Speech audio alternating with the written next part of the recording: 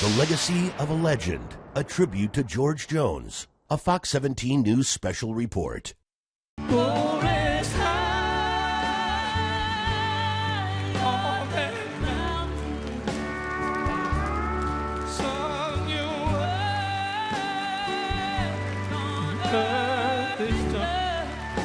We have lost a national treasure. God made just one like him, but aren't we glad he did? And I'm glad that so many people have come out to support him and send him off like this. Welcome to the Fox 17 special Legacy of a Legend.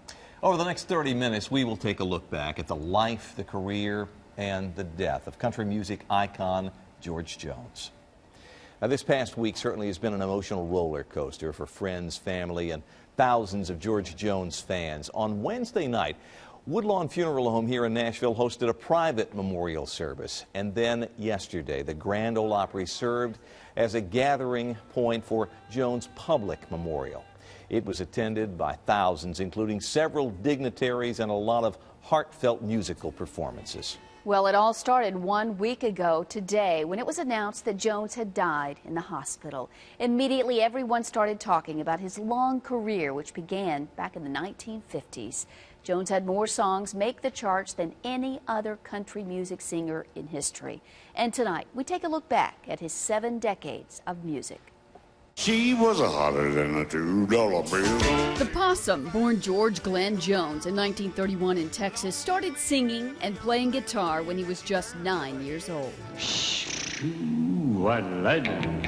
By 16, the bug had bitten, and Jones left home to pursue what ultimately became a country music career spanning 7 decades. We're not as hot anymore as we was back in the 50s and 60s and 70s, but so we have to do it for our fans. Still doing time.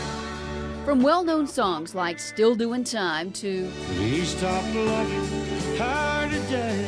He Stopped Loving Her Today, more than 160 of Jones' songs made the country charts. And soon they'll carry him away. And it all started with that first hit. Tell me why, baby, why you make me cry, baby, cry, baby, cry, baby, cry. Why, Baby, Why, which came in 1955 after his producer told him to stop trying to sing like his idols, Hank Williams and Roy Acuff, and just sing like himself.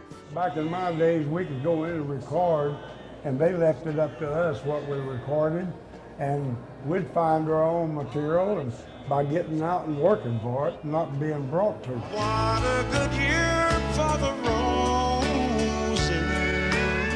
But all of that success came with a price. Jones' tumultuous marriages and drinking kept him in the headlines. He was married 4 times and has 4 children with 3 of the women. It was with second wife Shirley Corley that he became known for driving his lawnmower to get alcohol after she hid his truck keys. She took my keys away, and now she won't drive me to drink. And many years later parodied in the Honky Tonk song. I gotta hear old Hank a morning a honky tonk song. It was during this time he became known as No-Show Jones. His drinking and drug use often left him unable to keep performance commitments. Only love can make a golden wedding ring. Wynette and Jones finally ended their on-again, off-again relationship in 1975.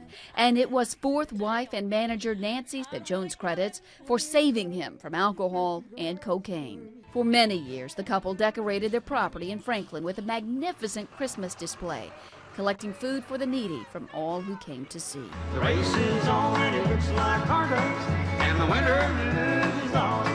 Jones stayed true to his genre until the end. We're in a different category than new country and all of that because I'm still traditional. And those who know him best say he's singing with the angels tonight. We can take comfort in that. Now, one of the things we heard all week long, at least for the last week, is about how quickly George Jones made friends with people. And one of those who knew him best, his publicist, Kirt Webster. Fox 17's entertainment reporter Stacy McCloud's been, we're really in daily contact with Kirt for at least the last 7 days. Yeah, it's been really rough for him, too, because they became really close to each other. Scott Webster met George 18 years ago as a fan, became his friend and then his publicist. So he has many stories about the Possum. Come take my hand and walk through this world with me. He loved his fans. He loved people. If somebody came up wanted an autograph, he took the time to sign that autograph. He took the time to talk to them. You know, sometimes me and Nancy would pull him away, go, come on, we gotta go. And he'd be like, if it wasn't for those fans, we wouldn't be eating. Kirt Webster was more than George Jones' publicist. He was his sidekick and friend. George was one of a kind. Just a common guy who never thought he was a star, never thought he was better than anybody else, and just wanted everybody to love each other. Webster was one of only a few that spent time with Jones in what no one knew would be his final days. When I left him, I said, okay, I'll see you when I get back. And he said, okay, son, I'll see you then. Webster says the change came about sudden, and in no way did Jones suffer. Ultimately, he passed through from hypoxic respiratory failure. And so, you know, his lungs just ended up giving out. George, his wife Nancy, and his publicity team had been busy planning his final farewell show in Nashville. George, being the humble person he was, thought no one was going to show up. He said, they're going to go make money. He said, it's a Friday night. They got to go work.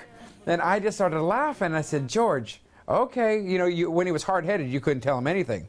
The RSVPs started pouring in from all genres. We got a letter last week from Keith Richards from the Rolling Stones saying, I will be at your final show.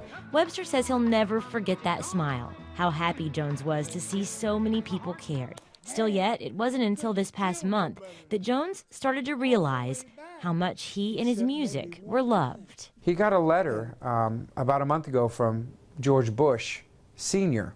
saying, I'm 88 years old and can't travel, but me and Barbara would love to be there with you. We're such fans. A week later, President Obama's office called Nancy at 9:30 in the morning saying, it's in the scheduling department. They're going to call you in August. President Obama would like to attend the final show. Jones may not have made it to put on that final show, but Webster says that he would want his fans to have peace, knowing that it doesn't get any better than where he's singing tonight.